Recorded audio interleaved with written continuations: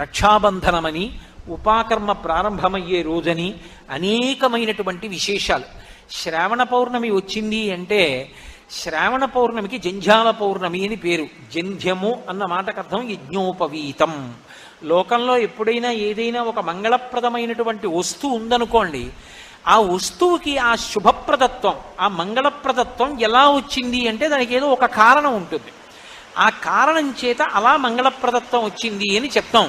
ఏదో మంగళసూత్రంలో శతమానాలు ఉన్నాయనుకోండి, శతమానాలలో అంత గొప్పతనం ఎలా వచ్చింది అన్నారనుకోండి, అందులో ఎంత బంగారం వెయ్యాలో కూడా శాస్త్రం చెప్పింది.